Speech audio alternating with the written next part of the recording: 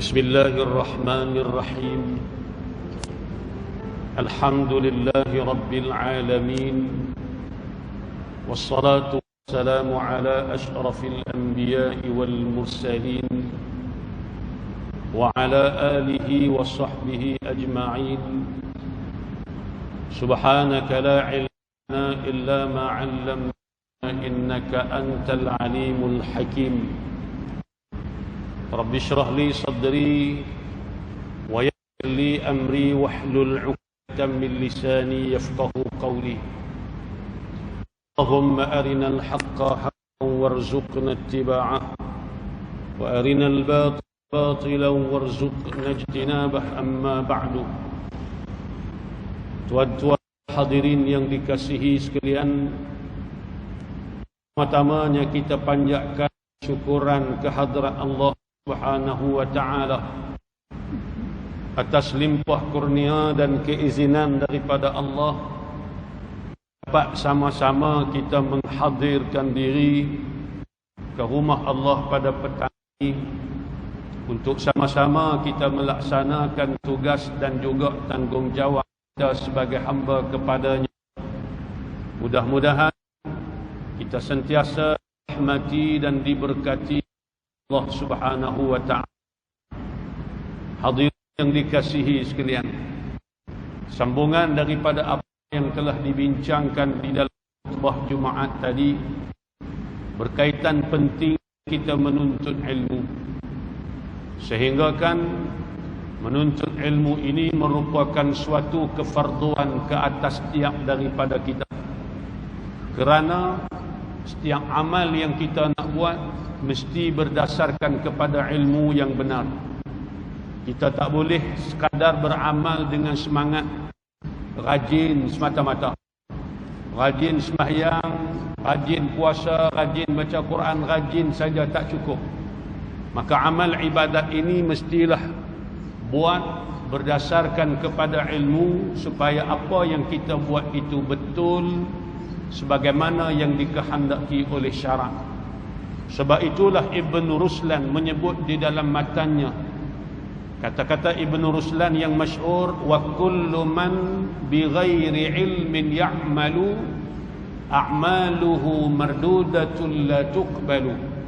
Kata-kata yang masyhur, setiap orang yang beramal tetapi amalan tadi dilakukan tanpa ilmu, hanya sekadar semangat rajin tapi buat tanpa ilmu, maka amalannya tadi ni mardudah, tertolak, la tuqbalu, tidak diterima di sisi Allah Subhanahu wa ta'ala.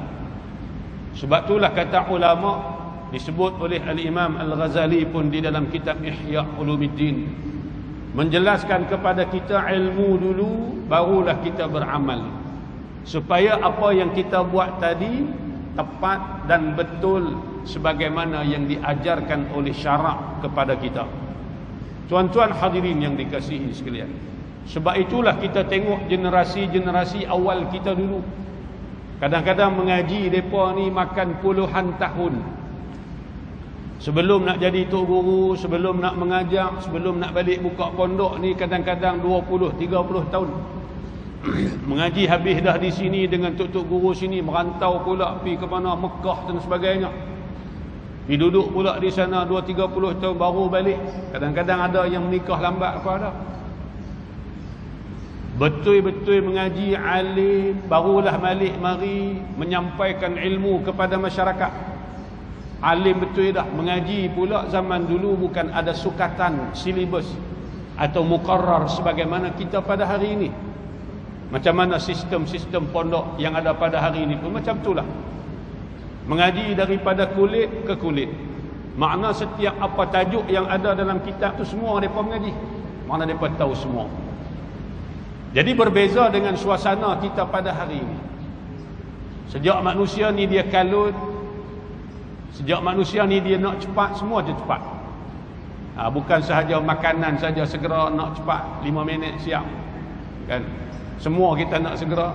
Bahkan sampai kepada ilmuwan, bidang ilmu pun dipercepatkan. Mengaji Quran pun kalau boleh, mengaji 2 hari boleh baca dah. Contohnya baca lagu mana, Allahu a'lam lah, betul ke tak betul kan.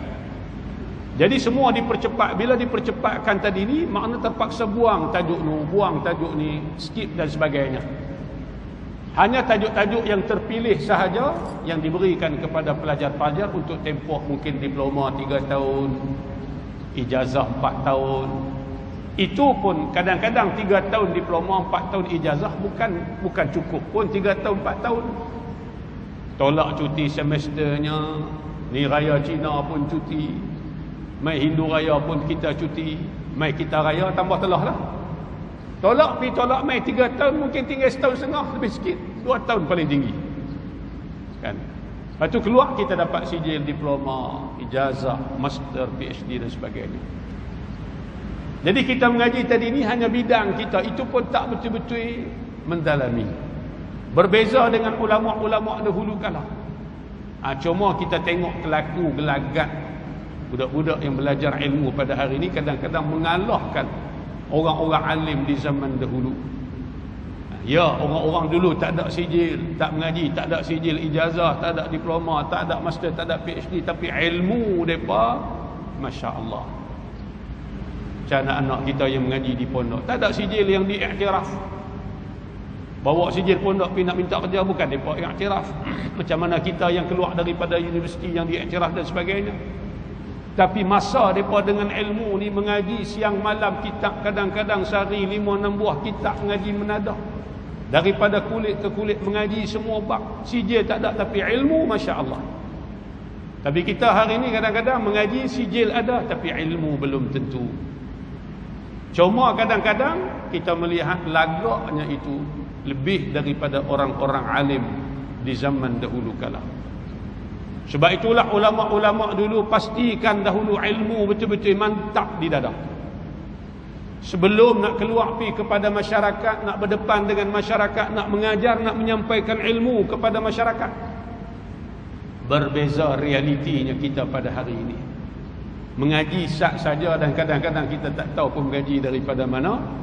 Sudah bergelar ustaz, tokoh ilmuwan dan sebagainya. Mudahnya kita bagi gelaran tadi ni pada seseorang. Masyarakat kita pula bila panggil ustaz ni maknanya dia ni reti belaka lah. Dia reti belaka. Dah orang panggil aku ustaz, takkan aku nak kata aku tak reti. Bila ditanya soalan, jawab juga. Bila orang tak faham tanya, jawab juga. Jawab tadilah. Fa'afta bi ghairi ilmin fadallu wa adallu, Nabi kata. Maka dia memberi fatwa, memberi jawapan tanpa ilmu. Memberi jawapan tanpa ilmu, dia tak kata dia tak tahu, dia tak mau kata Allahu a'lam, dia tak kata aku tak tahu. Jawab juga dalam keadaan tak reti, dalam keadaan jahil. Fadallu, dia sesat, wa adallu, menyesatkan orang lain. Berapa banyak kita tengok kan, kadang-kadang orang viral kat kita video cerita pasal hukum ni, cerita pasal hukum ni. Bila kita cek balik, tak seperti mana yang disebut, tak seperti mana yang didakwa. Imam Malik bin Anas rahimahullah, imam yang digelar imam mazhab Maliki ni, dia digelar sebagai imam Daril Hijrah. Sehingga kan orang tak berani keluar fatwa selagi mana Imam Malik berada di Madinah. Ulama-ulama lain takkan berani mengeluarkan fatwa selama Imam Malik berada di Madinah, masih hidup. Ada riwayat menyebut, ada berbagai riwayat lah. Ada riwayat menyebut kepada kita bahawasanya Imam Malik, orang tanya kat dia, ada satu kaum mari ke dia, ada satu wakil, satu ketua kabilah mari jumpa dengan dia.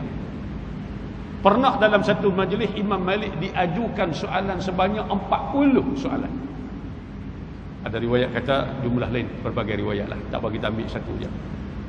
Ada riwayat kata Imam Malik diajukan sebanyak 40 soalan berkaitan dengan hukum hakam agama lah. Imam Malik cuma jawab lebih kurang 8 ataupun 7 soalan,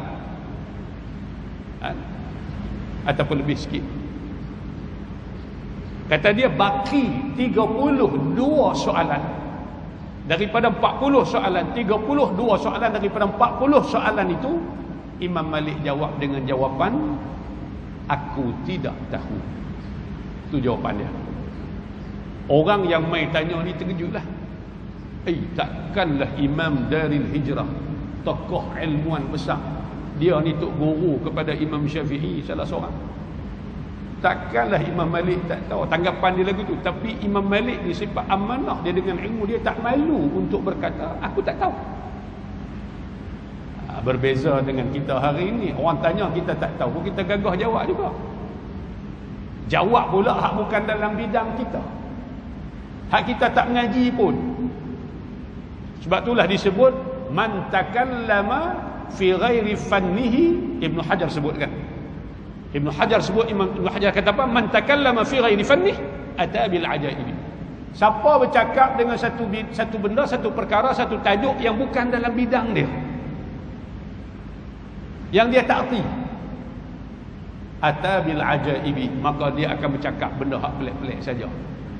Pelik, tak ada pun dalam bidang ilmu tu benda hak dia bercakap tu jadi pelik. Pasal apa? Pasal dia bercakap tu benda hak dia sendiri pun tak tahu, benda hak dia sendiri pun tak erti. Jadi bila orang mari tanya Imam Malik 40 soalan lebih, 32 soalan dia jawab aku tak tahu. Kata Imam Malik, aku tidak tahu. Jadi orang yang tanya tadi dia, aku nak balik habaq apa kat orang kampung aku ni. Harapan mereka bawa soalan ni mari tanya Imam Malik, Imam Malik boleh beri jawapan setiap soalan hak mereka ajukan. Rupa-rupanya Imam Malik jawab sikit je, 32 lagi dia jawab aku tak tahu. Jadi dia kata aku nak balik habaq apa dekat kaum aku.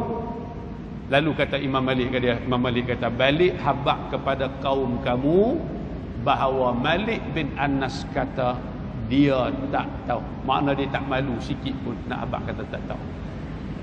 Jadi kita bila orang tanya nak kata tak tahu, kita berasa malu. Padahalnya dari segi amanahnya benda hak tak tahu, jangan duk gagah kata kita tahu. Nanti kadang-kadang kita jawab benda tu salah, benda tu akan dipegang oleh orang yang bertanya, dia beramal dalam keadaan salah. Sebab itulah Ibn Sirin kata apa? Muhammad bin Sirin kata apa? Inna hadzal ilma dinun. Sesungguhnya ilmu tu agama. Maknanya apa? Kalau ilmu tu betul, amalan kita dalam agama pun betul. Tapi bila ilmu tu salah, dapat salah, amalan dalam agama pun akan jadi salah. Kita beramal pun tak betul.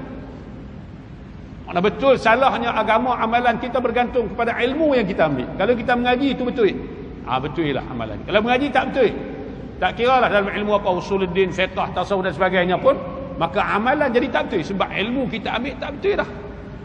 Fanzuru amman ta'khuduna dinakum. Kena tengok daripada siapa kamu ambil ilmu kamu tadi ni. Dalam setiap bidang ada pakarnya, dalam setiap bidang ada ahlinya. Lebih-lebih lagi kita zaman hari ni, kita mengaji ni mengaji satu bidang ya. Kalau Quran, kalau fiqh, kalau syariah, kalau usuluddin, itu je bidang. Hak lain-lain itu mengaji sikit-sikit je. Beda pelepas kita aja. Kita tak betul-betul hadam, bukan meja sekadar minor, kita mengaji sikit saja. Jadi tak semua benda kita tahu. Jadi benda hak kita tak tahu, hak bukan bidang kita, jangan duk gagah cakap. Kan? Bila timbul isu bab-bab melibatkan perubatan ke apa, kita tak mengaji bab-bab tu, pasal apa kita duk cakap. Walaupun kita mungkin ustaz ke apa ke, tak kira lah. Sebab tu kata Ibnu Hajar dalam muqaddimah kitab Fathul Bari, dia kata apa? Man takallama fi ghairi fannih ata bil ajaibi. Siapa bercakap dengan benda, satu benda yang bukan dalam bidang pengajian dia, dia tak mengaji pun bab tu, ata bil ajaibi, maka dia akan bercakap, dia akan sebut benda-benda yang pelik-pelik, yang tak ada kaitan langsung dengan tajuk hak dia bercakap tadi ni. Saudara-saudaraku sidang hadirin yang dikasihi sekalian, ini pentingnya. Maka kita sebagai penuntut ilmu disuruh kita menuntut ilmu ini daripada orang-orang yang, atau ahli-ahli, ahli-ahli dalam bidang ilmu lah. Allah pun sebut dalam Quran, fas'alu ahla dzikri in kuntum la ta'lamun. Tanya ahli zikri, makna orang alim dalam bidang masing-masing, kalau seandainya kamu tidak mengetahui. Mana kita nak mengaji apa? Cari orang yang betul-betul ahli dalam bidang tersebut, mengaji daripada dia. Allah Subhanahu wa taala sebut benda di dalam Al-Quran. Sebab itulah Ilmu ni tak boleh diambil hanya sekadar membaca. Tak jadi tuan-tuan. Beli kitab banyak-banyak, baca kemudian fikir sendiri, tak boleh. Sebagai contoh, beli Quran, balik baca di rumah. Tak mengaji pun. Kecuali orang yang dah boleh, tak apalah. Maksudnya tak mengaji. Balik duk baca sendiri, agak-agak sendiri je. Tak ada asas. Bila baca seorang-seorang ni betul semua. Tak ada orang tegur.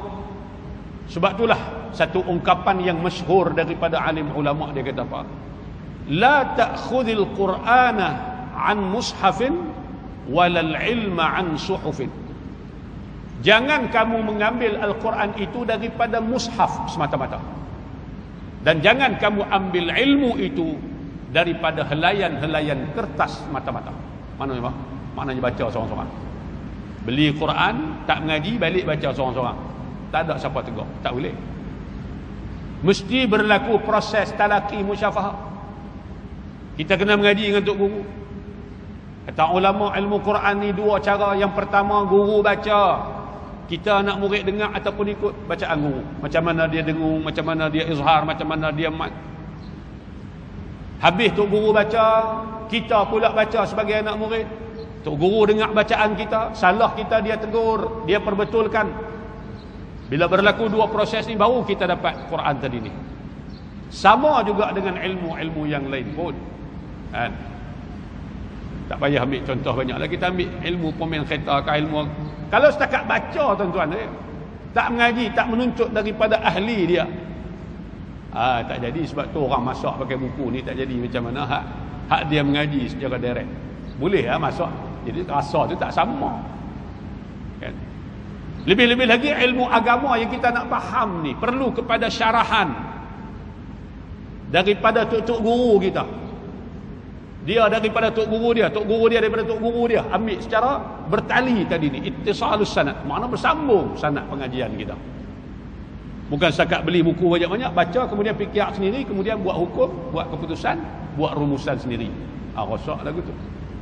Maka dalam kata-kata yang masyhur ulama kata, la ta'khudhil Qur'ana an mushafin walal ilma an suhufin.